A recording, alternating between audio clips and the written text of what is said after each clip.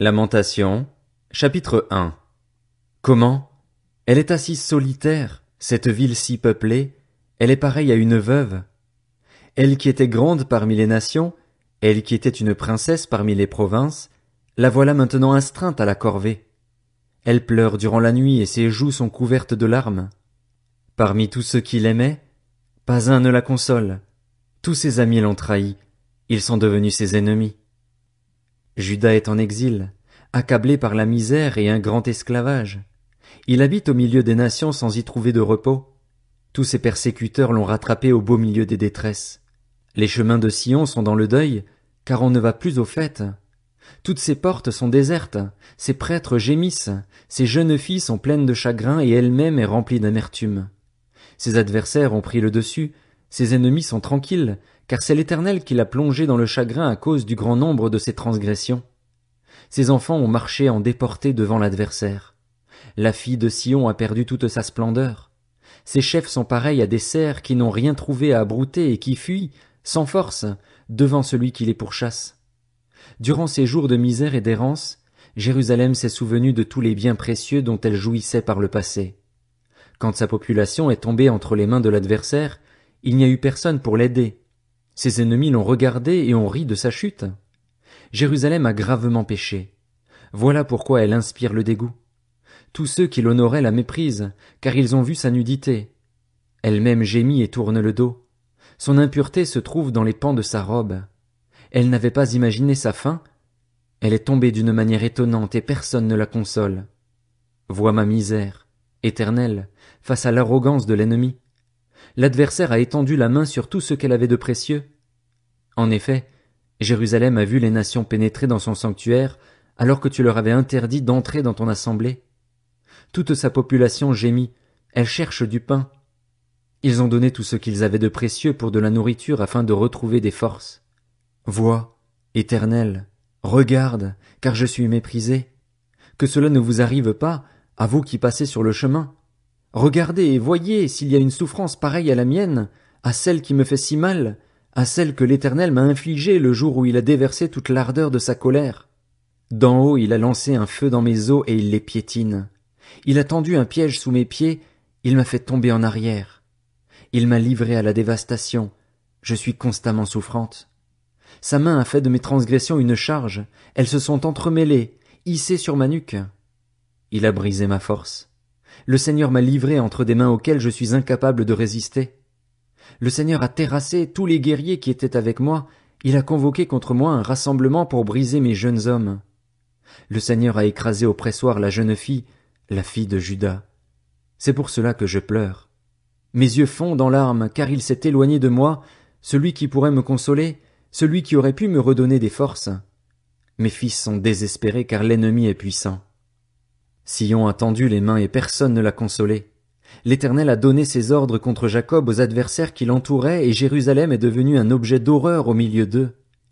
L'Éternel est juste, car je me suis révolté contre ses ordres. Écoutez donc, à vous, tous les peuples, et voyez ma douleur. Mes jeunes filles et mes jeunes hommes sont partis en déportation. J'ai appelé mes amis et ils m'ont trompé. Mes prêtres et mes anciens ont expiré dans la ville, alors qu'ils cherchaient de la nourriture pour retrouver des forces. Regarde, Éternel, car je suis dans la détresse. Je suis profondément tourmenté, profondément bouleversé, car j'ai été vraiment rebelle. Dehors, l'épée m'a privé d'enfants. Dedans, c'est la mort. On a entendu mes gémissements et personne ne m'a consolé. Tous mes ennemis ont appris mon malheur, et ils se sont réjouis de ce que tu en étais l'auteur. Tu as fait venir le jour que tu avais annoncé, qu'ils deviennent eux aussi pareils à moi, que toute leur méchanceté vienne devant toi. Traite-les comme tu m'as traité à cause de toutes mes transgressions, car mes soupirs sont nombreux et mon cœur est souffrant. Lamentation, chapitre 2. Comment? À cause de sa colère, le Seigneur maintient de sombres nuages sur la fille de Sion. Il a précipité du ciel sur la terre la fierté d'Israël. Il ne s'est pas souvenu de son marchepied, le jour de sa colère. Le Seigneur a englouti sans pitié tous les domaines de Jacob. Dans sa fureur, il a démoli les forteresses de la fille de Juda, il les a précipitées par terre. Il a profané le royaume et ses chefs. Dans son ardente colère, il a abattu toute la force d'Israël. Il a retiré sa main droite en présence de l'ennemi. Il a allumé en Jacob comme un feu dont les flammes dévorent tout ce qui l'entoure. Il a tendu son arc comme un ennemi, sa main droite s'est dressée comme celle d'un assaillant. Il a fait disparaître tout ce qui plaisait au regard, il a déversé sa fureur comme un feu sur la tente de la fille de Sion. Le Seigneur a été comme un ennemi, il a englouti Israël, il a englouti tous ses palais, il a détruit ses forteresses. Il a rempli la fille de Juda de plaintes et de gémissements. Il est passé en force, comme on force la clôture d'un jardin, il a détruit son lieu de rencontre. L'Éternel a fait oublier dans Sion les fêtes et les sabbats, et, dans sa violente colère, il a rejeté le roi et le prêtre. Le Seigneur a repoussé son autel, détesté son sanctuaire. Il a livré entre les mains de l'ennemi les murs des palais de Sion. Des cris ont retenti dans la maison de l'Éternel, comme un jour de fête. L'Éternel avait projeté de détruire les murs de la fille de Sion. Il a étendu le ruban à mesurer, il n'a pas retiré sa main pour l'empêcher de tout engloutir. Il a plongé dans le deuil remparts et murailles, ensemble ils dépérissent. Ses portes se sont enfoncées dans la terre, il a démoli et brisé ses verrous. Son roi et ses chefs sont dispersés parmi les nations. Il n'y a plus de loi. Même ses prophètes ne reçoivent plus aucune vision de l'Éternel. Les anciens de la fille de Sion sont assis par terre, ils restent silencieux. Ils ont couvert leur tête de poussière, ils se sont habillés de sacs. Les jeunes filles de Jérusalem baissent la tête vers la terre. Mes yeux s'épuisent dans les larmes, je suis profondément tourmenté, ma bile se déverse par terre à cause du désastre qui frappe la fille de mon peuple. Des enfants et des nourrissons tombaient en défaillance sur les places de la ville. Ils disaient à leur mère, « Où y a-t-il du blé et du vin ?» Tandis qu'ils tombaient en défaillance comme des blessés dans les rues de la ville, qu'ils rendaient l'âme sur la poitrine de leur mère. Que dois-je te dire? À quoi te comparer, fille de Jérusalem? Quel exemple te donner pour te consoler, Vierge, fille de Sion? En effet, ton désastre est aussi grand que la mer. Qui pourra te guérir? Tes prophètes ont eu pour toi des visions sans valeur ni saveur. Ils n'ont pas dévoilé ta faute afin de changer ton sort. Ils t'ont communiqué des messages mensongers et trompeurs. Tous les passants applaudissent en te voyant. Ils sifflent, ils secouent leur tête au sujet de la fille de Jérusalem.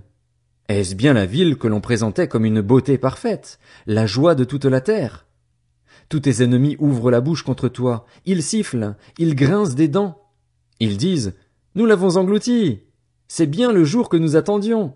Nous l'avons atteint, nous le voyons. » L'Éternel a mis en œuvre ce qu'il avait décidé. Il a accompli sa parole, celle qu'il avait depuis longtemps ordonnée. Il a démoli sans pitié, il a fait de toi la joie de l'ennemi, il a relevé la force de tes adversaires. Le cœur des vaincus crie vers le Seigneur. Muraille de la fille de Sion, laisse couler tes larmes jour et nuit, comme un torrent. Ne te donne aucun répit et que ton œil n'ait pas de repos. Lève-toi, crie ta détresse dans la nuit, au début de tes insomnies. Déverse ton cœur comme de l'eau devant le Seigneur. Lève tes mains vers lui pour la vie de tes enfants qui meurent de faim à tous les coins de rue. Vois, Éternel, regarde qui tu as traité de cette manière. Fallait-il que des femmes dévorent ceux qu'elles ont mis au monde, les petits enfants dont elles ont pris soin avec tendresse? Fallait-il que prêtres et prophètes soient massacrés dans le sanctuaire du Seigneur? Les enfants et les vieillards sont couchés par terre dans les rues, mes jeunes filles et mes jeunes hommes sont tombés sous les coups d'épée. Tu les as tués, le jour de ta colère, tu les as massacrés sans pitié. Tu convoques comme pour un jour de fête ceux qui me terrorisent de tous côtés. Le jour de la colère de l'Éternel, il n'y a eu ni rescapé ni survivant. Ceux dont j'avais pris soin avec tendresse et que j'avais élevés, mon ennemi les a exterminés. Lamentation, chapitre 3. Je suis l'homme qui a vu la misère sous le bâton de sa fureur. Il m'a poussé, il m'a fait avancer dans les ténèbres, et non dans la lumière. Sans cesse il tourne et retourne sa main contre moi. Il a fait dépérir ma chair et ma peau, il a brisé mes os. Il a érigé des constructions contre moi, il m'a environné de poison et de douleur. Il me fait habiter dans les ténèbres, comme ceux qui sont morts depuis longtemps. Il m'a emmuré pour que je ne puisse pas sortir, il a alourdi mes chaînes. J'ai beau crier et implorer du secours, il tient ma prière enfermée. Il a barré mon chemin avec des pierres de taille, il a dévié mes sentiers. Il a été pour moi un ours en embuscade, un lion dans un endroit caché. Il a détourné mes voies, il m'a mis en pièces, il a fait de moi un homme dévasté. Il a tendu son arc et m'a dressé comme cible pour ses flèches. Il a fait pénétrer dans les profondeurs de mon être les flèches de son carquois. Je suis pour tout mon peuple un objet de moquerie. À longueur de journée je suis l'objet de leurs chansons. Il m'a rassasié d'herbe amère, il m'a enivré d'absinthe. Il a cassé mes dents avec des cailloux, il m'a piétiné dans la cendre. Tu m'as enlevé la paix, j'ai oublié ce qu'est le bonheur. Alors j'ai dit, je n'ai plus d'avenir, je n'ai plus d'espérance en l'Éternel. Souviens-toi de ma détresse et de ma misère, de l'absinthe et du poison. Moi, je m'en souviens bien et je sombre. Voici ce que je veux méditer pour garder espoir. Les bontés de l'Éternel ne sont pas épuisées, ses compassions ne prennent pas fin, elles se renouvellent chaque matin. Que ta fidélité est grande. Je le déclare, l'Éternel est mon bien, c'est pourquoi je veux m'attendre à lui. L'Éternel a de la bonté pour celui qui compte sur lui, pour celui qui le recherche. Il est bon d'attendre en silence le secours de l'Éternel. Il est bon, pour l'homme, de devoir se plier à des contraintes dans sa jeunesse. Qu'il se tienne solitaire et silencieux lorsque l'Éternel le lui impose. Qu'il mette sa bouche dans la poussière, il y a peut-être de l'espoir.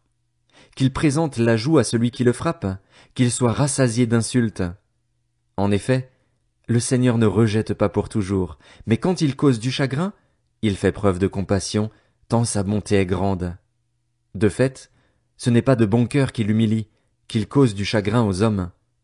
Quand on écrase et piétine tous les prisonniers d'un pays, quand on viole le droit d'un homme devant le Très-Haut, quand on fait du tort à un être humain alors qu'il défend sa cause, le Seigneur ne le voit-il pas? Qui n'a qu'à parler pour qu'une chose se produise, si le Seigneur ne l'a pas ordonné? N'est-ce pas de la bouche du Très-Haut que sortent les malheurs et le bonheur? Pourquoi l'être humain resté en vie se plaindrait-il? Que chacun se plaigne de ses propres péchés. Réfléchissons à nos voies, examinons-les et retournons à l'Éternel. Élevons notre cœur, tout comme nos mains, vers le Dieu qui est au ciel. Nous avons commis des transgressions, nous nous sommes révoltés, et toi, tu n'as pas pardonné. Tu t'es enveloppé de colère et tu nous as poursuivis, tu as tué sans pitié. Tu t'es enveloppé d'un nuage pour empêcher la prière de parvenir jusqu'à toi. Tu as fait de nous un objet de mépris et de rejet au milieu des peuples. Tous nos ennemis ouvrent la bouche contre nous. Nous avons connu la terreur et le trou, la dévastation et la ruine. Des torrents d'eau coulent de mes yeux à cause du désastre qui frappe la fille de mon peuple. Mon œil fond en larmes, sans repos, sans répit, jusqu'à ce que l'Éternel regarde et voie du haut du ciel. Mon œil me fait souffrir, à cause du malheur qui s'est abattu sur toutes les filles de ma ville. Ils m'ont pourchassé avec persévérance comme si j'étais un oiseau, ceux qui sont mes ennemis sans raison. Ils ont voulu mettre fin à ma vie en me jetant dans un puits et m'ont lancé des pierres. L'eau a submergé ma tête. Je me disais, je suis perdu. J'ai fait appel à ton nom, Éternel, au plus profond du puits. Tu as entendu ma voix. Ne bouche pas tes oreilles à ma demande de délivrance, à mon appel au secours. Le jour où j'ai fait appel à toi, tu t'es approché. Tu as dit, n'aie pas peur. Seigneur, tu as défendu ma cause. Tu as racheté ma vie. Éternel, tu as vu le tort qu'on m'a fait. Rends-moi justice. Tu as vu leur soif de vengeance, tout leur complot contre moi. Éternel, tu as entendu leurs insultes, tout leur complot contre moi. Les discours de mes adversaires et les propos qu'ils tenaient à longueur de journée contre moi. Regarde, qu'ils restent assis ou se lèvent, ils se moquent de moi dans leurs chansons. Tu leur rendras ce qu'ils méritent, Éternel, conformément à leur manière d'agir. Tu les rendras obstinés, ta malédiction reposera contre eux. Dans ta colère tu les pourchasseras et tu les extermineras de dessous le ciel, Éternel.